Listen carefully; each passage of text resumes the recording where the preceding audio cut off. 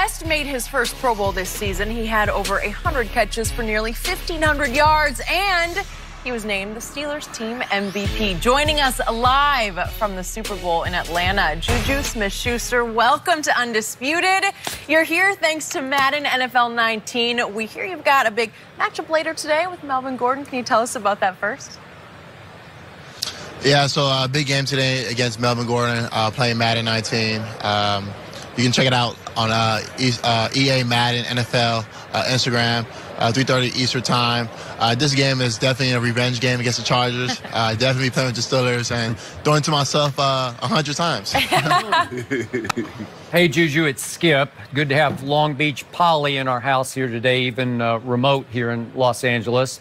You obviously had a breakout season, and your teammates in Pittsburgh voted you team MVP. Were you surprised by that?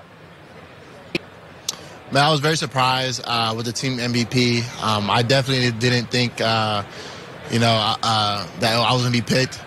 More so just because, me, a young guy, I'm just doing what I'm told on the field, just playing ball, having fun. And the opportunity came, and they picked me. I was very shocked. To this day, man, I'm like, wow, man, like my teammates think very highly of me. I think that's like the most important thing to have. Those guys think of me as something very valuable. It was reported that your man Antonio Brown not happy with you being voted MVP. Did you sense any of that from him directly? Not necessarily. Obviously, I heard about it. People told me about it, but nothing. From him towards me. So yeah. Do you think your winning MVP had anything to do with the team having some issues and problems with Antonio's behavior during the year?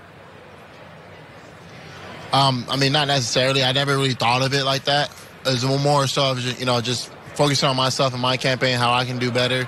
Obviously, there's some situations that the decisions that he made with his injury that he was dealing with kind of towards the end of the season. So, yeah.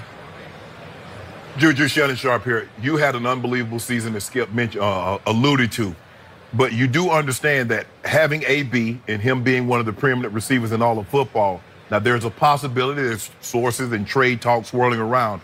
Are you ready to assume that mantle and be the number one receiver? And now you're going to be getting everybody's best corner. You're going to be getting the double teams. Oh, most definitely, man. I think as a kid, growing up, I always wanted to be the number one guy. Now to have the opportunity to be the number one guy, if it does come, obviously I'd prefer ABB, stay on the team, be on the other side. You think about the numbers that we put up, both over 100 catches, over 1,000 yards, first time to do it in Steelers franchise. I think it's unbelievable. But like you said, man, if the opportunity comes to arise, I'm definitely going to embrace it and take that role. So through the second half of the year, did you start seeing some double teams just because you were having your breakout year? Oh, for sure. A lot. Obviously, getting their second best corner, safety over top, cover two, a lot of that. So the 22-man. And also, playing against the Patriots, you see a lot of double team. And, playing against those defense that play a lot of man. What happened this year? You guys, you got a quarterback that's probably going to end up in the Hall of Fame. You got arguably the first or second best receiver in Antonio Brown. You have yourself James Conner, double-digit rushing touchdowns, over 1,000 yards. You have a top 5 defense. Why were you guys not in the playoffs? Man, that's tough, man. Obviously, there's some situations that, we fell short on games that we should have never lost. And, man, it's tough, man.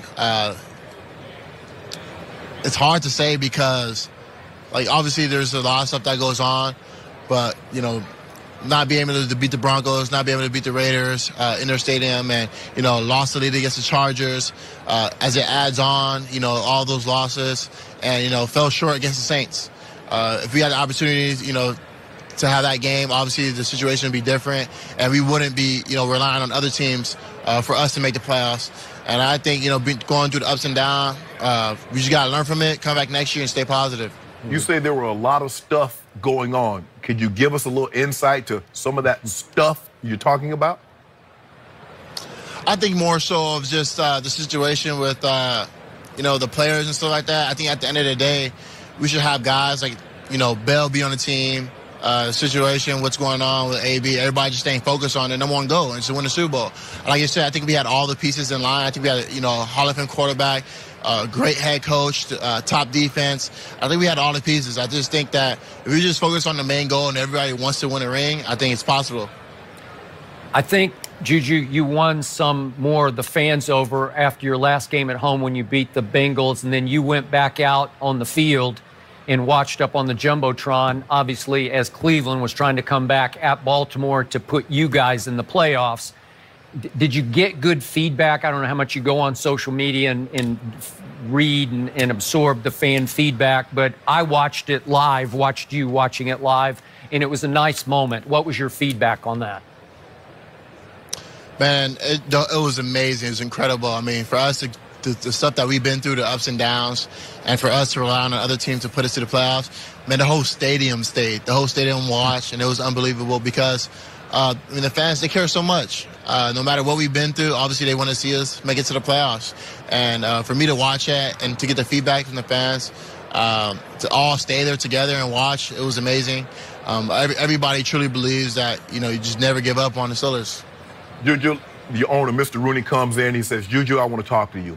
And he sits you down and he asks you, say, Juju, what do we need? How do we get into the playoffs, get to and win a Super Bowl? What do you tell Mr. Rooney? What do you guys need to do? What do you need pieces, if any? I think, honestly, is no more problems. Get L. Bell back. Keep AB on the team. And like I said, man, just go from there and just ball. You talk about James Conner having a great season. L. Bell, obviously, is a game changer. Like I said, me and AB put up some ridiculous numbers, a top defense. Man, we have all the pieces to the puzzle. Just put it together, get the team right, and man, let's play ball at the end of the day, and let's win the ring. You said you keep alluding to L. Bell, and he wasn't there all year, and you said problems. Did his absence and the way some of the guys in the locker room handled his absence, do you think that was a factor in maybe a little bit of the uneasiness or some of the dissension in that locker room? Yeah, I think, with the whole social media thing that's going to be put out there, that how we approached the situation with L. Bell. Obviously, some players took it the other way. But at the end of the day, James Conner, he came to play. He's my guy. He's a young dude. He's doing great. And like I said, man, we just need all the pieces. And dude, I've been asked about AB, L. Bell all day this morning, so it's getting tiring, man. Juju, before we let you go, how's the knee? We saw that you injured your knee in the Pro Bowl. How's the knee, and what's the prognosis? The knee is great. Definitely staying positive. Staying healthy. Obviously, coming back this season even stronger, even better. Thank you. All right, Juju, thank you for joining us. We hope you can come join us in studio.